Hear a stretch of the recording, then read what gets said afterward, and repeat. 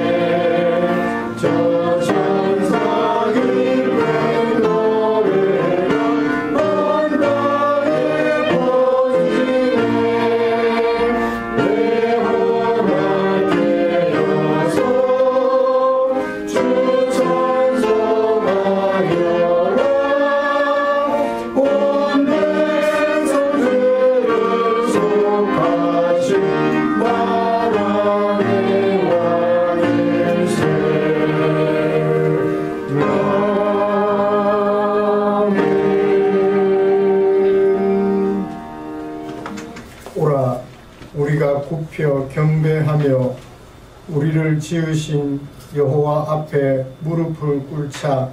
그는 우리의 하나님이시요 우리는 그가 기르시는 백성이며 그의 손이 돌보시는 양이기 때문이라. 아멘. 전능하사 천지를 만드신 하나님 아버지를 내가 믿사오며 그 외아들 우리 주 예수 그리스도를 믿사오니 이는 성령으로 잉태하사 동정녀 마리아에게 나시고 본디오 빌라도에게 고난을 받으사 십자가에 못 박혀 죽으시고 장사한 지 사흘 만에 죽은 자 가운데서 다시 살아나시며 하늘에 오르사 존귀하신 하나님 우편에 앉아 계시다가 저리로서 산자와 죽은 자를 심판하러 오시리라. 성령을 믿사오며 거룩한 공의와 성도가 서로 교통하는 것과 죄를 사하여 주시는 것과 몸이 다시 사는 것과 영원히 사는 것을 믿사옵나이다. 아멘. 찬송가 94장입니다.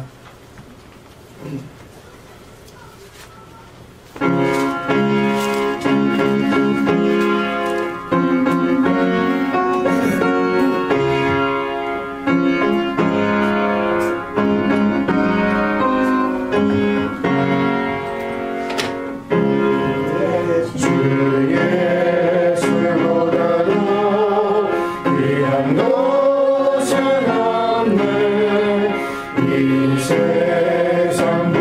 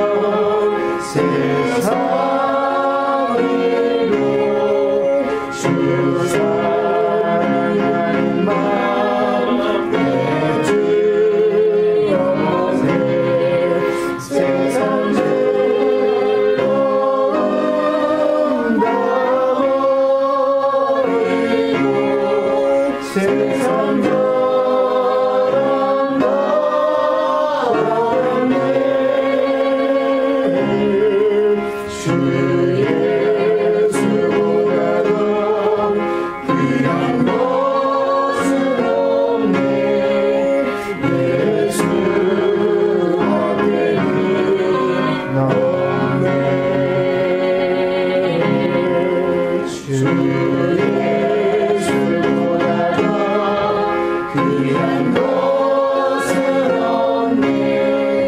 이 세상의 꽃과 바꿀 수 없네. 유혹과 핍박이 몰려와도 주 섬기는 내 맘 변치 않아. 세상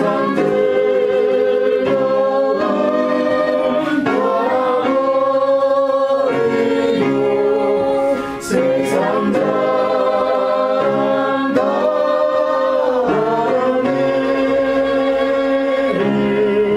주 예수보다도 귀한 것은 없네.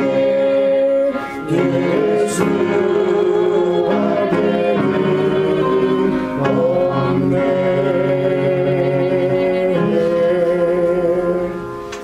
아멘. 교동문 6번 시편 10편입니다.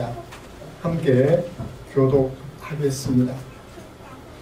여호와여 일어나옵소서. 하나님이여 손을 드옵소서. 가난한 자들을 잊지 마옵소서. 어찌하여 악인이 하나님을 멸시하여 그의 마음에 이르기를 주는 감찰하지 아니하리라 하나이까. 주께서는 보셨나이다. 주는 재앙과 원한을 감찰하시고 주의 손으로 갚으려 하시오니 외로운 자가 주를 의지하나이다. 주는 벌써부터 보아를 도우시는 이신이다. 악인의 발을 꺾으소서. 악한 자의 악을 더 이상 찾아낼 수 없을 때까지 찾으소서. 여호와께서는 영원 무궁하도록 왕이시니 이방 나라들이 주의 땅에서 멸망하였나이다. 여호와여 주는 겸손한 자의 소원을 들으셨사오니 그들의 마음을 준비하시며 귀를 기울여 들으시고 고아와 압제당하는 자를 위하여 심판하사 세상에 속한 자가 다시는 위협하지 못하게 하시리이다. 아멘. 자리에 앉으셔서 찬송가 508장 함께 부르시겠습니다.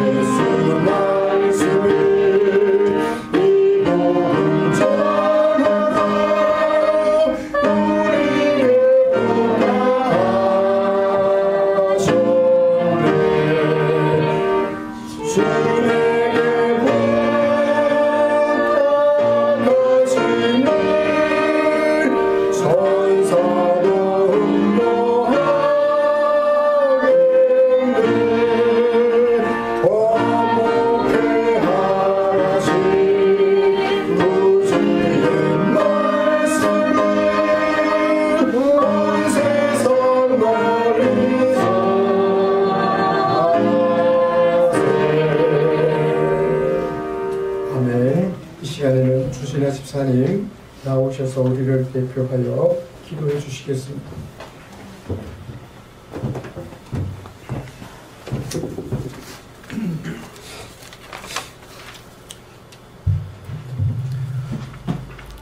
사랑의 하나님, 거룩한 주님의 날, 주님께서 택하시고 예정하신 주의 백성들을 한 주 한 주 지켜주시고 주님께 예배하게 하심을 감사드립니다.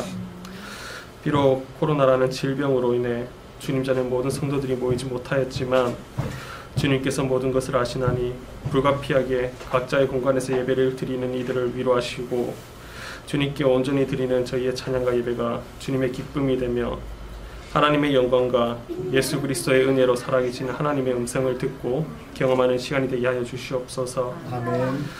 지금 이 시간 거룩한 주님의 전에 회개하는 귀한 영혼들을 기억하시어 우리의 모든 흠과 과실을 덮어주시고 우리의 다툼과 시기, 욕심들을 모두 예수님의 십자가 앞에 내려놓게 하시고 오직 주님 주시는 새 마음, 새 소망으로 성령 충만한 삶을 살게 하시옵소서. 아멘. 2020년 한 해가 저물고 새해가 밝았습니다. 새해 2달이 지나가는 시점 처음으로 한 자리에 모여 예배를 드리게 되었습니다. 비록 주일에 함께 예배 드리지 못하였지만 하루하루 우리의 일상이 예배이며 그리스도의 향기가 풍기는 그리스도의 삶을 살았기를 소망합니다. 연초에 결단하고 기도한 모든 것들을 뒤돌아보게 하시고 이루고 성취한 것들에 대해서는 기쁨을, 이루지 못한 것들에는 21년의 모두 결실을 이뤄낼 수 있게 은혜 내려주시기를 소망합니다. 아멘. 기록적인 한파가 물러가고 새싹이 틔우며 어느덧 따뜻한 봄이 오고 있는 것 같습니다. 이 계절에 아직도 사각지대에서는 가난과 질병으로 힘들어하고 죽어가는 이들이 있습니다. 그들에게 사랑의 손길을 다하시고 인도하심을 통하여 주의 전으로 인도하여 주시옵소서. 모두가 살아계신 하나님의 사랑과 은혜를 누리고 살아가는 세상이 속히 오게 하여 주시옵소서. 또한 코로나로 인해 죽어가고 있는 이 땅의 자녀들을 기억하시고 하루빨리 질병을 이겨내게 하여 주시옵소서. 질병으로 인해 생계가 힘든 모든 국민들의 아픔을 돌아보게 하시어 서로 나누며 위로하는 역사가 넘치게 하여 주시옵소서. 나라를 이끌어가는 위정장들에게 지혜를 주시옵소서. 아직도 팔을 나누며 다투고 있고 그 다툼이 국민들의 다툼까지 되었습니다. 내 편이 아니면 모두가 적이 되어가는 세상입니다. 모두 겸손히 주님께 나와 무릎 꿇게 하시고 자신들이 이게 아닌 이 나라와 민족의 고통을 돌아보고 온 나라가 합심하여 하나가 되는 역사가 되길 소망합니다. 우리 교회들을 위해 기도합니다. 수는 많지 않지만 갓난아기부터 연세가 많으신 분들까지 소중한 생명들이 함께합니다. 늘 건강하여 활기와 기쁨이 넘치게 하시고 부모들에게는 가정을 이끌어갈 수 있는 안정적 삶을 허락하시고 취업을 준비하는 사회 진출을 준비하는 청년들에게는 많은 기회를 주시어 미래의 청사진을 그려갈 수 있도록 허락하여 주시옵소서. 또한 어린아이들은 우리 믿음의 성도들의 본을 받아 올바른 가치관과 올바른 믿음으로 무장하여 성장하게 되는 귀한 교회가 되게 하여 주시옵소서. 오늘도 강당에 세우신 목사님을 기억하시고 생명의 말씀을 선포할 때 기도하는 모든 성도들의 기도 제목들이 형통하게 하여 주시옵소서. 모든 문제들을 해결해 주시며 아멘으로 화답할 때 축복이 넘쳐나게 하여 주시옵소서. 또한 이 포항 총정교회를 위해 항상 헌신하고 돕는 손길들을 기억하시고 주께서 예비하신 축복과 은혜를 다하여 주시옵소서. 오늘도 우리의 마음을 예수님의 은혜로 충만하게 해주실 것을 믿사오며 이 모든 말씀 우리 주 예수 그리스도 이름으로 기도드렸습니다. 아멘.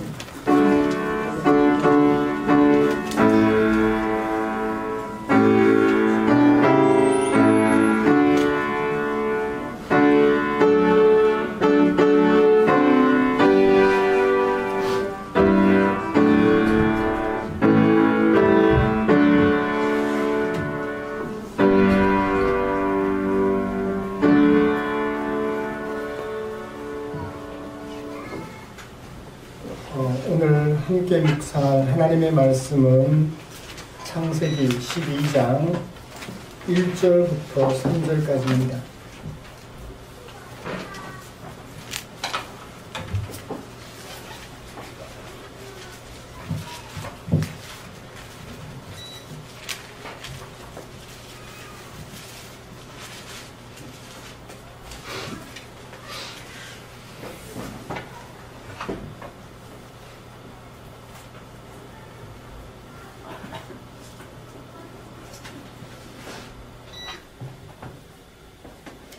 창세기 12장 1절부터 3절까지 한 목소리로 천천히 같이 읽겠습니다.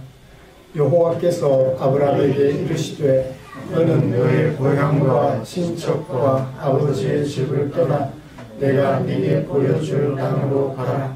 내가 너로 큰 민족을 이루고 네게 복을 주어 내 이름을 창대하게 하리니 너는 복이 될지라.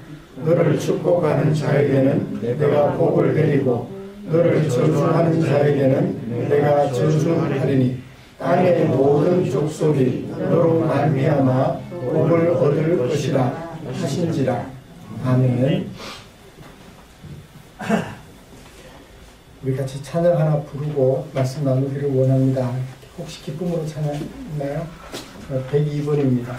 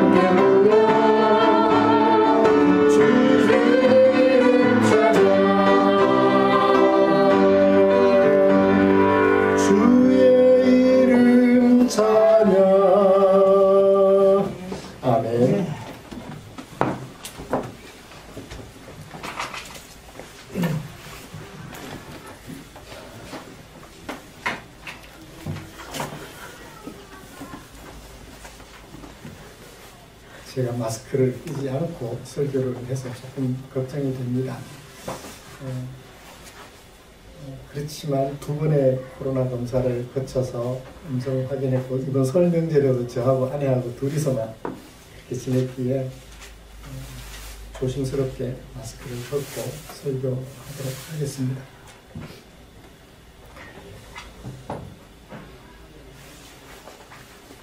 우리는 지난주에 남편 아브라함에게 복이 되지 못하고 남편 아브라함은 아내 사레에게 복이 되지 못하는 서로에게 부담이 되고 문제를 거리를 제공하는 그런 모양들을 살펴보면서 우리는 어떻게 살아가고 있는지 점검하면서 그렇게 은혜를 나눠드렸습니다. 오늘은 다시 과거로 돌아가서 아브라함과 사레가 하나님의 부르심을 받을 때 그 모습을 살펴보면서 은혜를 나누려고 합니다. 제목으로는 복이 되어야 하는 교회, 그런 제목으로 은혜를 나누고 싶습니다. 먼저 본문이 좀 어떻게 구성되어 있는지 간략하게 정리를 하고 본문 속에서 1절부터 3절까지가 차지하는 범위를 중요도를 소개해드리고 이어서 말씀을 좀 계속 진행해 나가도록 하겠습니다. 1절부터 9절까지가 하나의 서사예요. 1절을 보시면 여호와께서 아브라함을 부르시고 말씀하셨다. 하나님이 아브라함을 부르시고 들려주신 말씀, 결말은 어떻게 났죠? 하나님께서 아브라함을 부르셨는데 9절, 8절을 보시면 거기서 베델 동쪽 산으로 옮겨 장막을 치니 누가? 아브라함이. 서쪽은 베델이요 동쪽은 아이라. 그가 그곳에서 여호와의 제단을 쌓고 어떻게 했더라? 하나님을 불렀더라. 하나님은 아브라함을 부르시는 것으로 시작이 됐는데 마지막 사건 종료는 어떻게 됐나요? 아브라함이 하나님을 부르는 것으로 종결돼요. 아브라함을 부르시는 하나님이 사건의 배경이라면 누가 사건을 전개하죠? 아브라함이 사건을 전개합니다. 그러죠. 뭐 제가 떠나죠. 하나님이 가라 하시니 가겠습니다 하고 순종하는 것이 4절 5절입니다. 이에 아브라함이 떠났더라.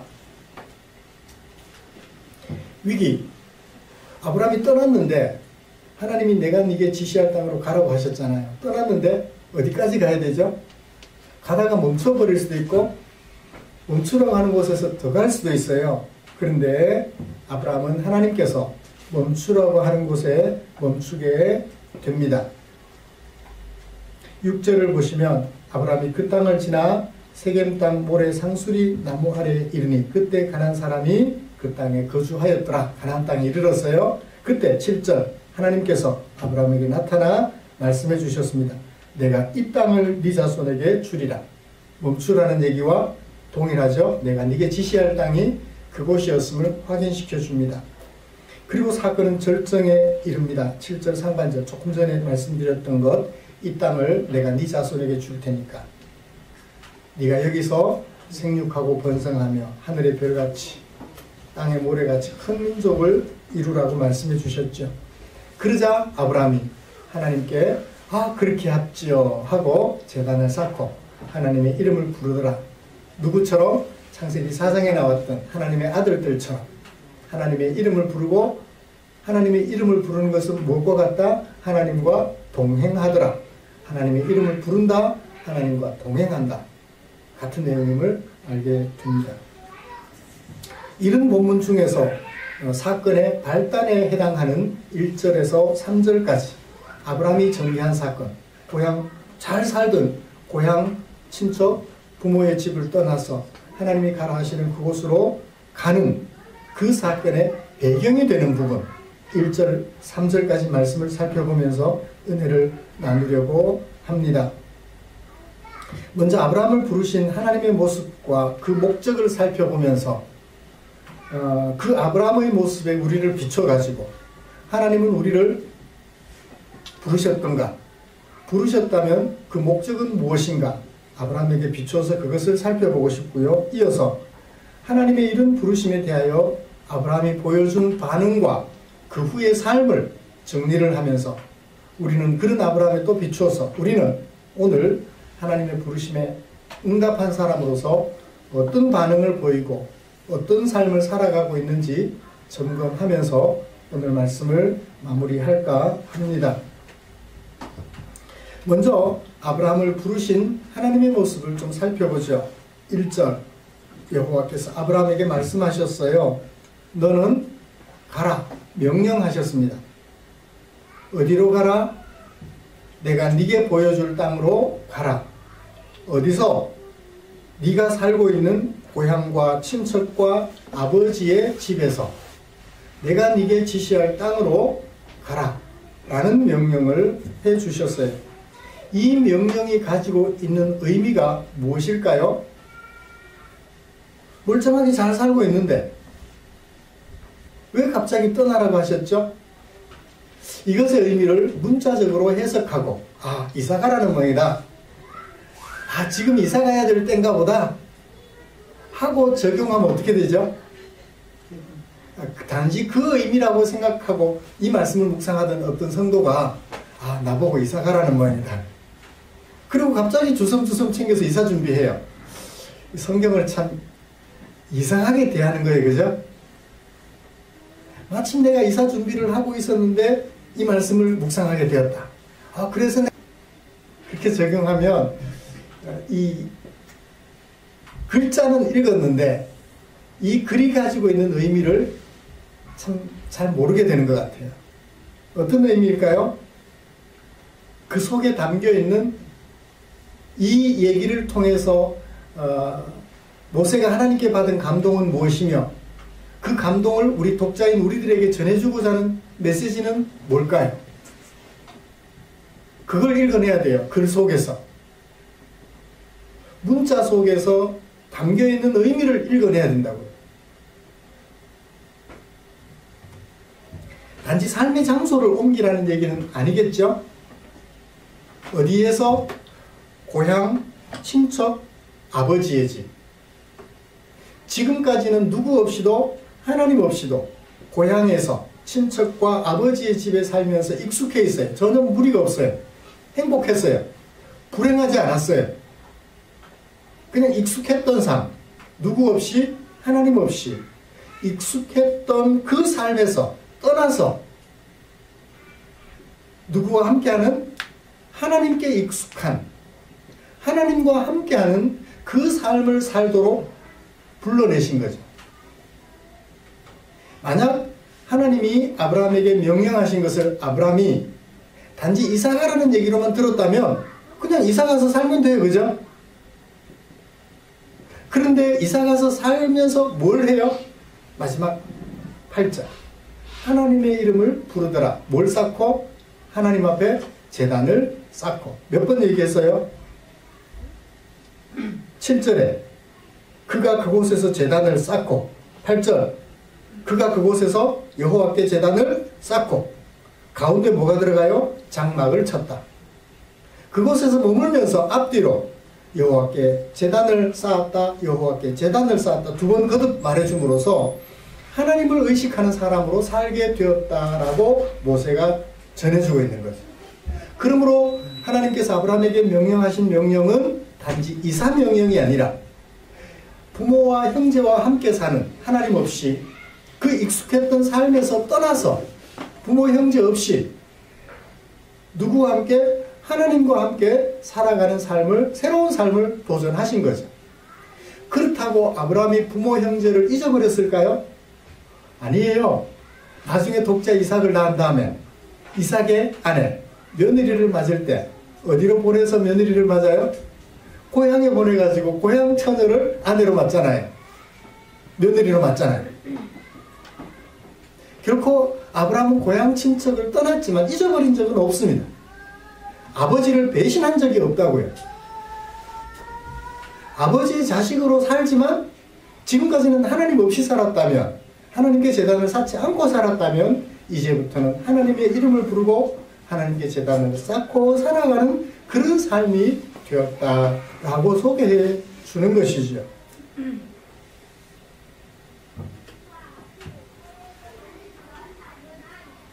그런데 익숙했던 삶을 던져버리고 어느 날 갑자기 찾아온 하나님의 음성을 듣고 떠나서 살기가 쉬울까요? 어려울까요? 저보고 포항 떠나라 하면 좀 걱정이 돼요. 왜? 제가 새로운 곳에, 새로운 것에 익숙하는 게 쉽지가 않거든요.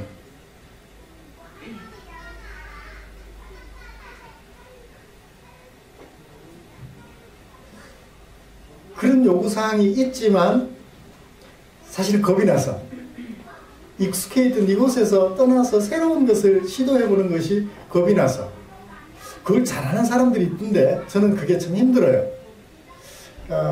글쎄 아브라함을 저와 비슷한 사람이라고 말을 할 수 있을지는 모르겠는데 어떻든 그렇게 이해가 돼요.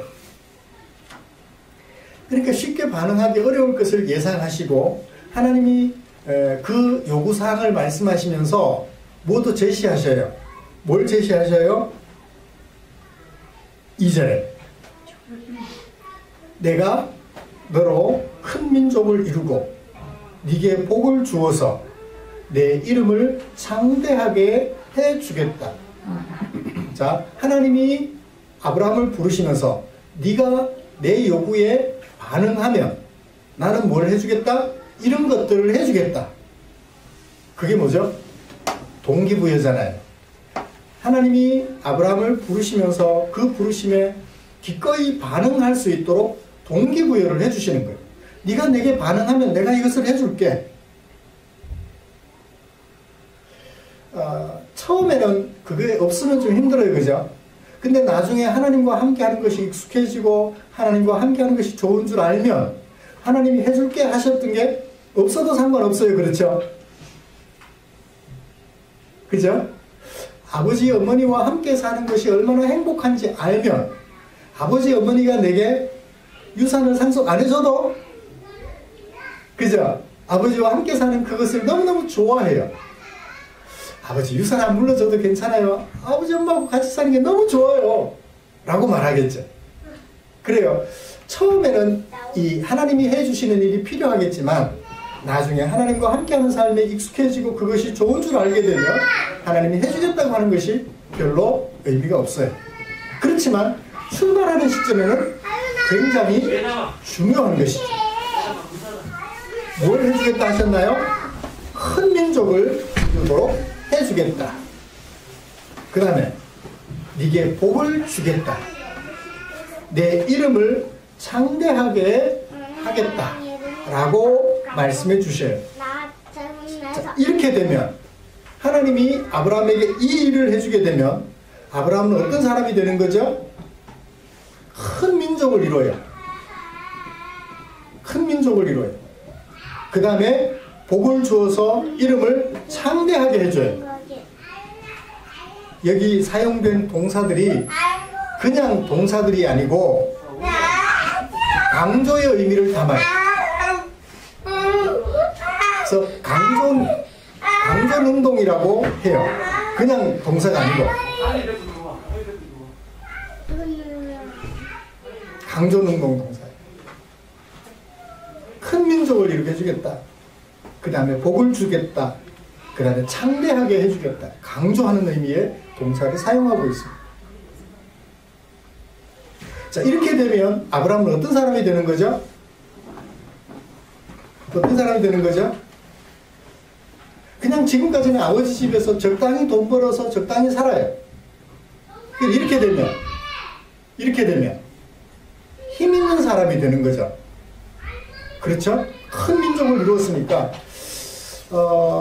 요즘 같으면 큰 민족이 필요해 안 해요. 행복이 하나만 있으면 돼요. 그죠? 어떤 큰 민족이라도 행복이 하나면 꼼짝 못하고 항복하죠. 우리 앞에. 그때는 뭐가 힘이죠? 행복이가 힘이에요. 원자탄 하나가 힘이라고요. 민족 숫자 많은 게 힘이 아니에요. 그죠? 원자탄 하나가 힘이에요. 과학이 힘이죠. 근데 옛날에는 과학이 발달하지 못했을 때는 숫자 많은 게 힘이에요. 그죠? 최고의 힘이에요. 그래요. 화살 한 방 한 방 쏘면서 전쟁하다가 신기전이라는 게 개발이 되면서 한 번에 뭐 70발, 100발 이렇게 화살이 날아가면 상대방은 정신을 못 차리죠. 과학이 힘이에요. 요즘은. 근데 과거에는 이 과학이 발달하지 못했던 과거에는요 숫자가 힘이에요. 자, 그 힘으로 어떻게 하죠? 그 힘 대단한 거예요. 그죠? 힘 가진 자가 되게 해주겠다라는 것입니다. 그러면 이런 아브라함을 왜 부르셨죠? 부르신 목적은 뭘까요? 2절 너는 복이 되라. 가라는 명령과 함께 똑같은 명령 한 번 더 합니다. 되라. 뭐가? 복이 되라는 거예요. 복이 되는 게 뭐죠?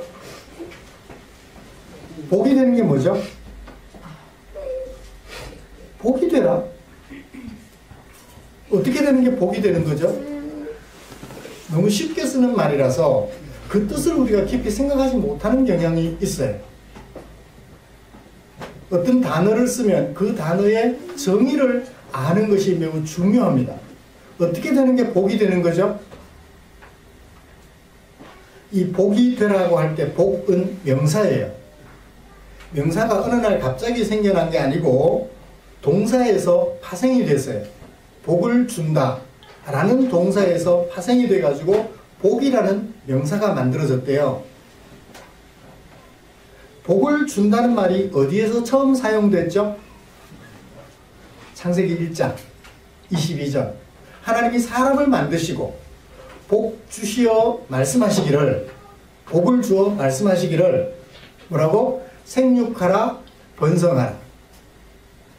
사람에게 하나님이 복을 주셨는데, 동사 복을 주셨는데 어떤 게 복이에요? 생육하고 번성하는 게 복이에요. 저희 아버지 밑에, 어머니 밑에는 9남매가 태어나서 지금까지 가정을 이루고 잘 살고 있습니다. 6.25 전쟁 후에 많은 가족들을 잃어버리는 상황에서 9남매를 잘 키워낸다는 것은 그 손자들 합하면 지금 뭐 40명이 넘어서 일개 소대가 돼요. 부대가 됩니다. 엄청나죠. 아버지께서 그것을 굉장히 기뻐하셨거든요. 남의 집은, 어떤 집은 보면 뭐 둘, 셋 이런데 우리 집은 이렇다고. 아버지가 너무 나는 하나님에게 큰 축복 받았다라고 말씀하시면서 지내셨던 것을 기억합니다. 그래요. 생육하고 번성하는 그걸 뭐라고 말씀하셨다? 복을 준다라고 말씀을 하신 거예요. 그러면 이 복이라는 명사로 사용될 때는 어떤 의미일까요? 생육하고 번성하는 것이 복일까요? 단지 그것만을 말하는 것일까요? 장수하는 게 복일까요? 아니면 부자로 사는 것이 복일까요?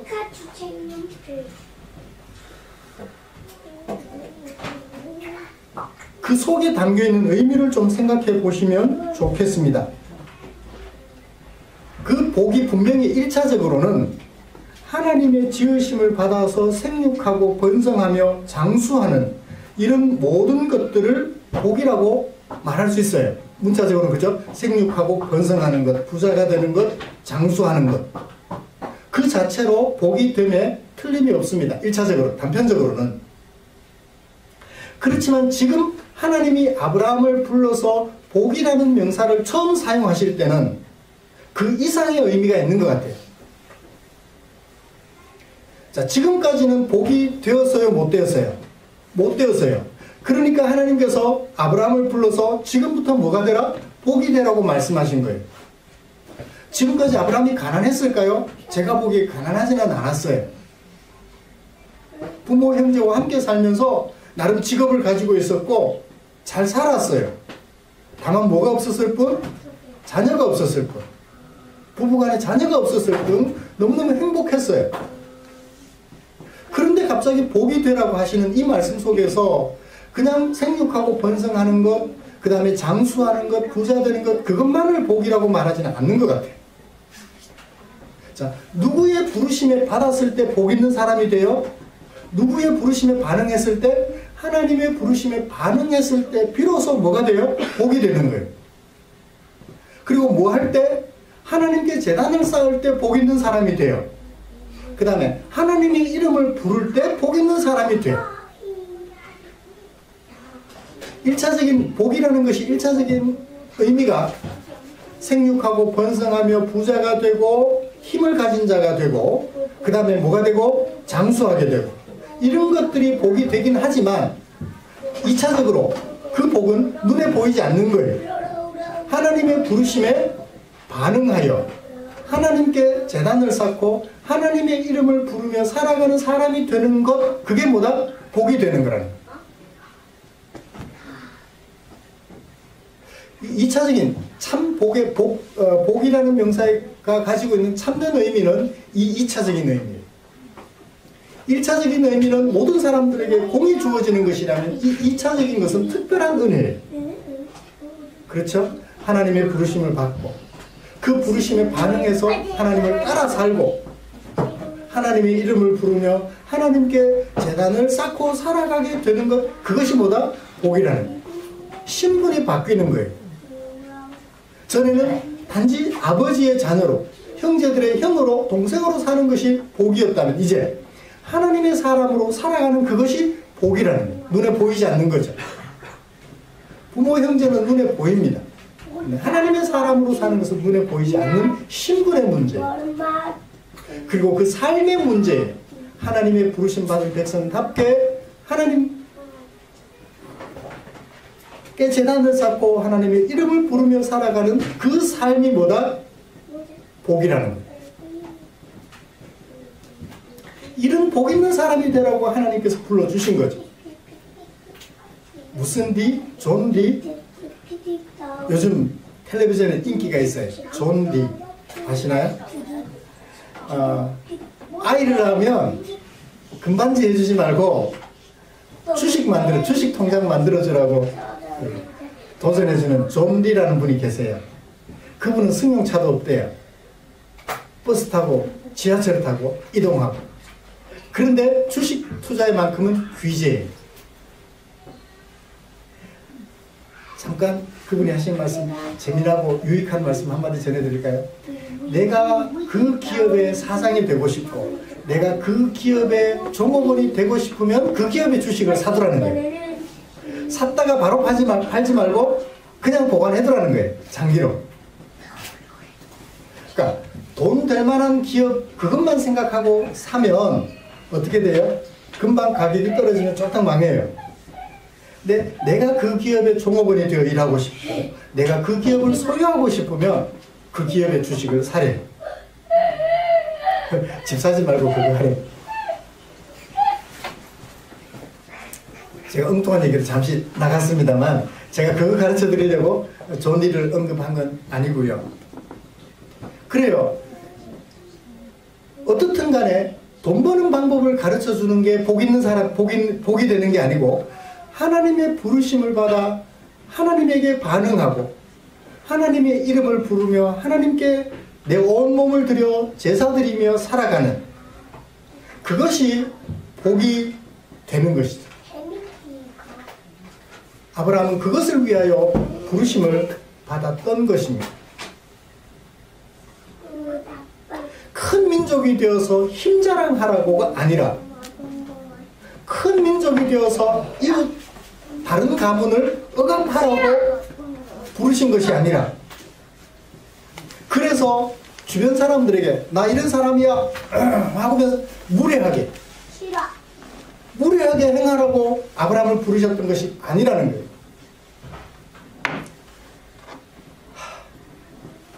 이 말씀을 준비하면서 과거의 제 모습을 떠올렸어요. 사랑은 뭐하지 아니하고 무례하게 행하지 아니하고 힘은요 나로 하여금 무례하게 행하게 만들어요.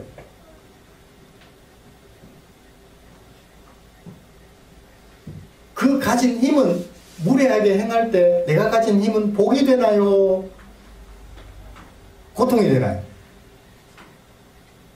내가 가진 힘으로 상대방에게 무례하게 대하면 상대방은 나의 그 무례함이 복이 되나요? 고통이 되나요? 고통이 되죠. 그렇죠.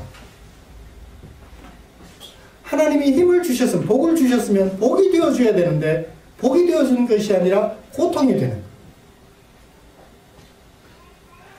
그래요. 하나님은 그렇게 힘을 주셔서 그 힘으로 상대방을 억압하고 상대방에게 고통을 가하고 강요함으로 무례하게 행하여서 고통을 주는 사람이 되라고 그렇게 부르지 않으셨어요. 그것은 교만일 뿐이며 너희에게 나 아닌 너희에게 복이 되지도 않습니다. 하나님은 복이 되라고 부르셨던 거예요. 부르신 목적이 이해가 되시죠? 자, 그러면 아브라함을 부르신 하나님이 오늘 우리도 부르셔요. 우리는 어떤가요? 우리도 아브라함처럼 하나님의 지으심을 받았죠? 아브라함의 아버지 어머니가 하나님이 지으신 아버지 어머니가 부부라는 연을 맺어 생육의 법칙에 따라서 아브라함을 낳으셨어요. 똑같이 우리도 우리의 부모님들이 우리를 낳아주신 것은 누가 지으신 것과 같다? 하나님이 지으신 것과 같다. 아브라함을 지으시고 부르신 하나님께서 아브라함에게 복을 주셨죠. 똑같이 우리도 당신의 백성으로 부르시고, 그리고 우리에게 뭐가 되라고 말씀하셔요? 복이 되라고 말씀하셔요. 이 아브라함을 부르신 하나님, 그리고 그 부르신 목적을 오늘 우리에게 적용할 수 있기를 기대합니다. 아버지 어머니의 결혼을 통하여 이 땅에 생명을 얻게 된 내가 하나님의 지으심을 받았으니 이제 누구의 부르심을 받았어요? 하나님의 부르심도 받았습니다. 부르실 때 목적은 아브라함이 그랬던 것처럼 우리도 복이 되라고 부르셨어요. 나에게도 복이 되어야 하지만 너에게도 복이 되라고 부르셨어요. 복이 되라. 이 사실을 명심하는 저와 여러분들 되시기를 기대합니다. 그러면 아브라함과 그 아내 사레는 하나님의 부르심에 어떻게 반응했을까요? 어떻게 반응했죠? 4절. 예. 그래서 하나님이 부르셨을 때, 그래서 아브라함이 갔고, 무엇을 따라? 하나님의 말씀을 따라 갔으며 그때 나이는 75세였더라. 왜 75세였더라를 넣었을까요? 해설로 한 30살쯤 되면 그저 떠나기가 쉬웠을 수도 있겠죠. 75세였더라는 말을 모세가 넣어줌으로써 떠나기 쉽지 않은, 부르심에 반응하기 쉽지 않은 그때에 떠났더라라는 것을 얘기해 주려는 것. 단지 이 한 줄 속에 담겨있는 그 의미를 우리가 찾아볼 수 있을 것 같습니다. 75세나 됐는데 이제 어디 가서 얼마나 생육하고 번성하겠다고 하겠습니까? 그렇지만 아브라함은 그런 것 생각하지 않고 하나님이 부르시니 떠났더라, 반응했더라 라고 얘기를 합니다. 그런데 혼자 가요? 아내 사레와 조카 롯과 하란에서 모았던 모든 소유와 얻은 사람들, 종들까지 다 데리고 떠났더라. 완전히 새로운 삶을 살려고 떠난 거지. 만약에 갔다가 돌아올 거 생각하면 놔두고 가야죠. 부모 형제가 거기 있으니까. 갔다가 올 거 생각하면 거기 놔두고 못만 갔을 거예요. 그런데 완전히 하나님의 부르심에 반응한 거죠.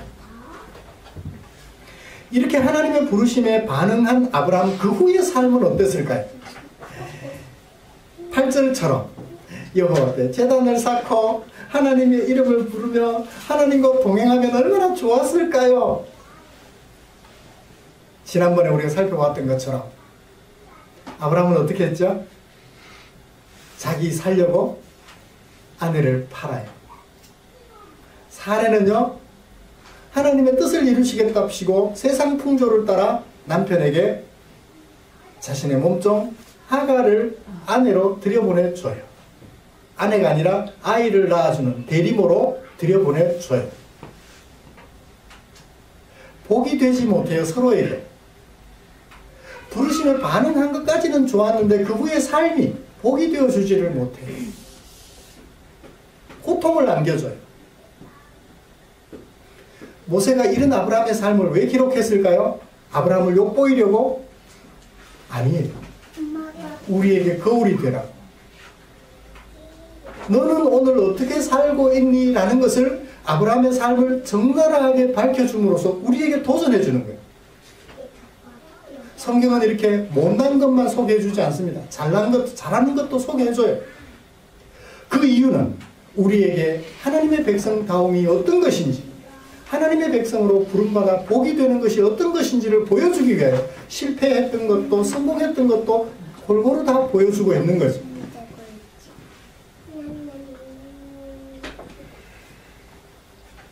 아내에게 무례하게 행한 거죠, 그죠? 여보, 당신을 내 누이라고 말해. 그래야 나도 살고 당신도 살 것 같아. 예의를 갖춘 거예요? 무례한 거예요? 예의를 갖춘 것 같지만 아내의 뜻을 물어봄으로써 예의를 갖춘 것 같지만 그건 무례죠. 무례가 아니고 참회, 무례. 오이가 아니고 무례예. 예의가 없음이에요. 자, 아브라함이 그렇게 그 후의 삶이 이렇게 불안했었다면 잘한 것도 있어요. 그 뒤에 나중에 소개를 해드리기로 하고, 오늘 우리는 하나님의 부르심을 받은 사람으로서 어떤 삶을 살고 있나요? 너에게 복이 되나요? 복이 되고 있나요? 내게 복은 내 스스로 만들어가는 거니까 큰 문제 없어요. 복이 되라는 얘기는 나 아닌 너에게 복이 되라는 거예요.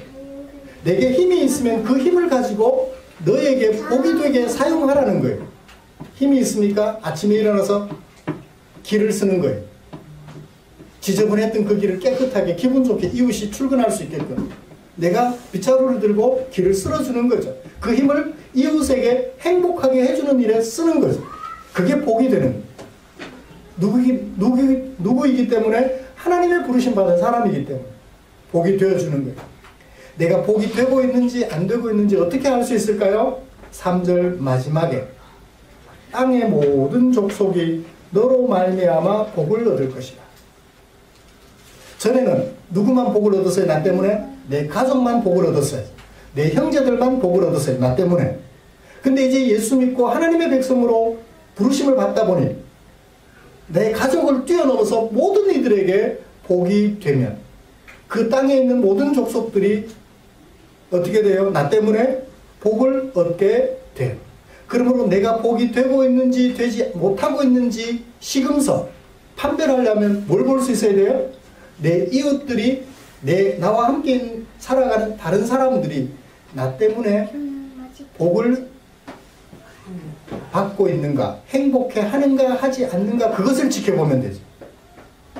나를 지켜보는 사람들이 참 행복하다. 네가 내 이웃이어서 너무 좋아. 네가 내 남편이어서 너무 행복해. 네가 내 아내여서 너무 행복해.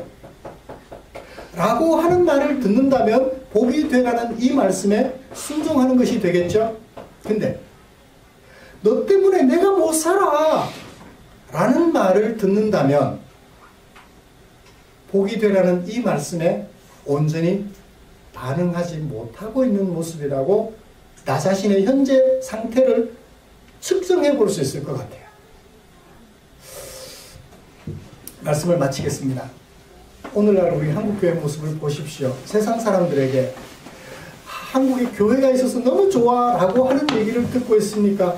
교회 때문에 못 살아 라는 얘기를 듣고 있나요? 물론 이 코로나 때문에 그렇긴 하지만 다른 부분들은 제가 생각하는데 한국 교회가 한국 사회에 미친 영향이 좋다고 봐요. 한국 교회가 아니면 이 사회가 이만큼 서 있을까 싶은 정도거든요. 근데 이번에 코로나를 통해서 우리가 알게 된 것은 교회가 코로나의 확산 진원지, 여러 진원지들 중에 하나로서 역할을 하는 바람에 교회로부터, 세상으로부터 손가락질을 너무 많이 받아요. 교회 때문에 못 살겠다는 거예요. 오죽하면 교회 예배당에다가 계란을 던질까요?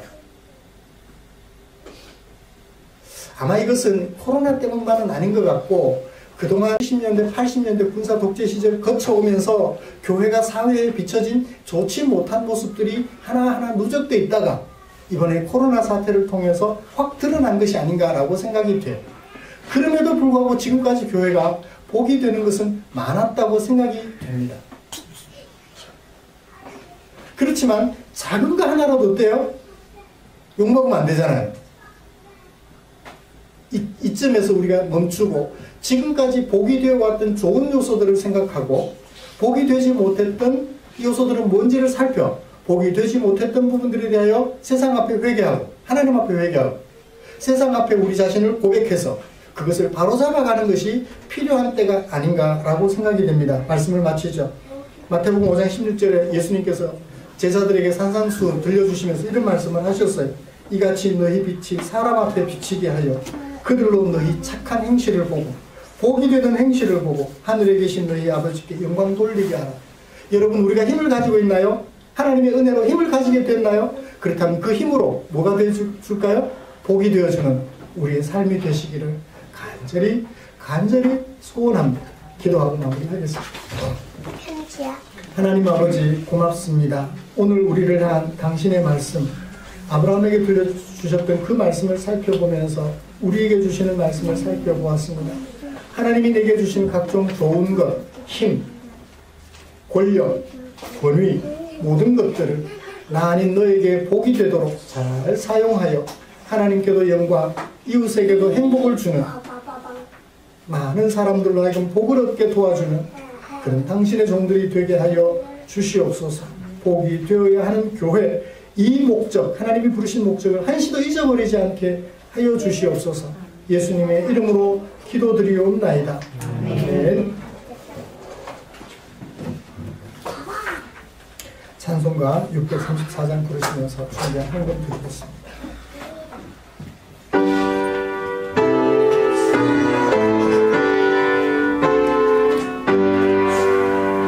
모든 것이 주께로부터 왔으니 예물을 주께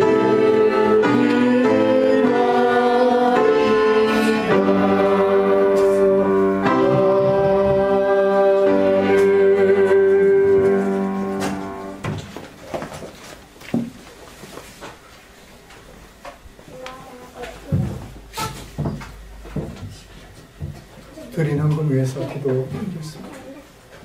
좋으신 하나님,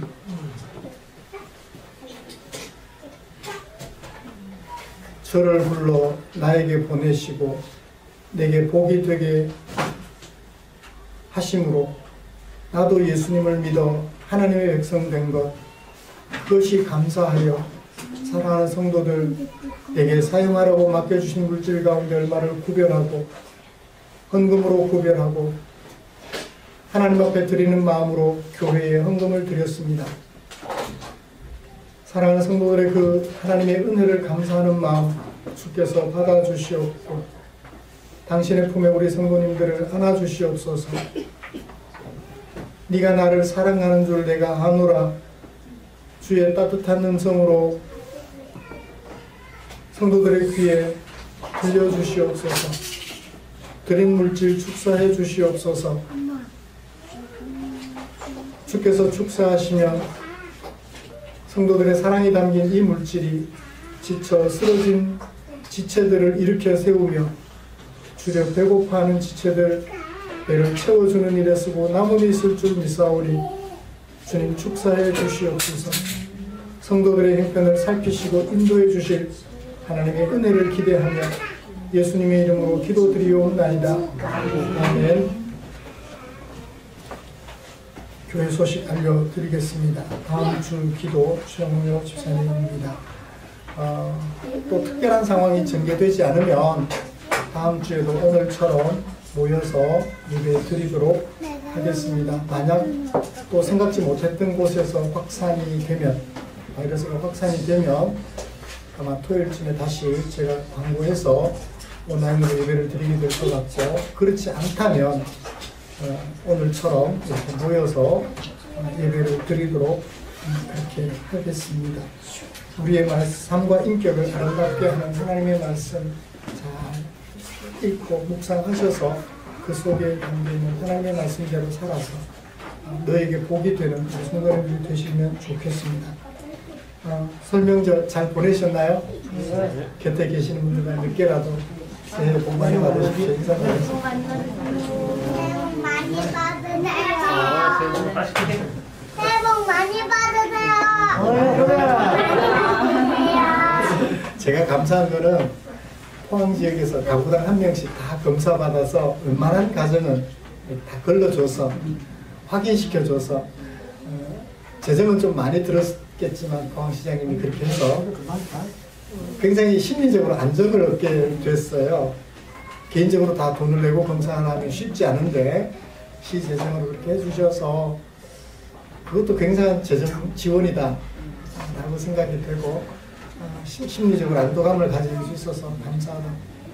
이제 바이러스와 무관한 것을 확인했다면 그 무관함을 또 계속 유지해 갈 수 있도록 했으면 좋겠습니다.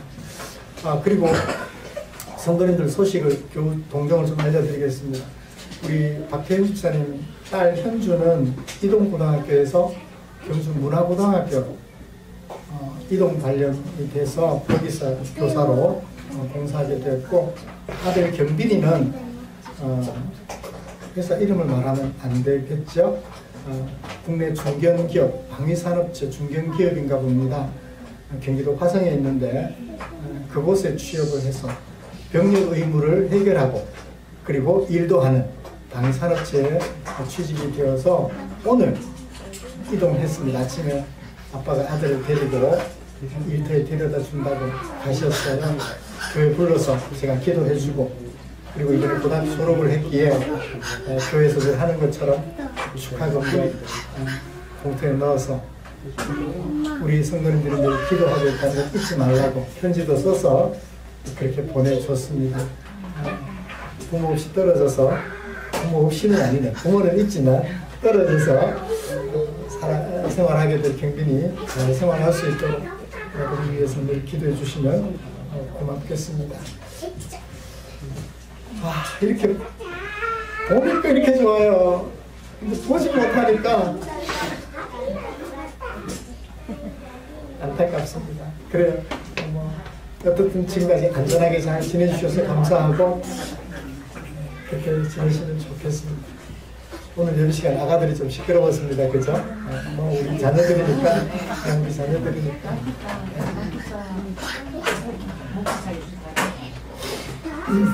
찬송가 57장 펴시고 일어나셔서 찬송 부르고 축도함으로 예배 마치겠습니다.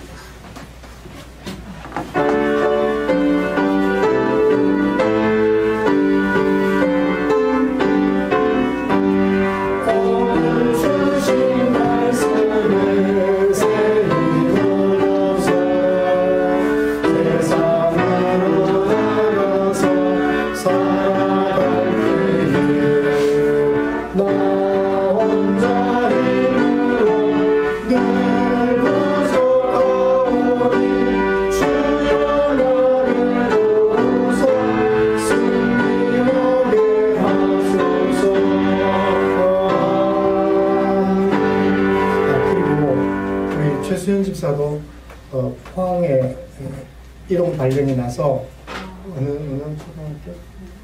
영흥초등학교에서 올해 복직해서 일하게 되었습니다. 오랜만에 복직이라 적응 잘하고 아이들에게 유익한 교사로 일할 수 있도록 기도해 주시면 고맙겠습니다. 축도하겠습니다.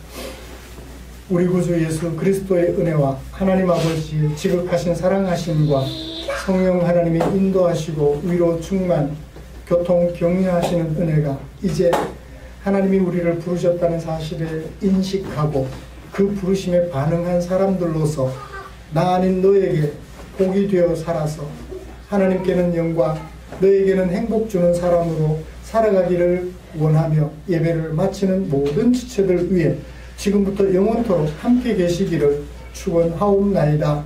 아멘.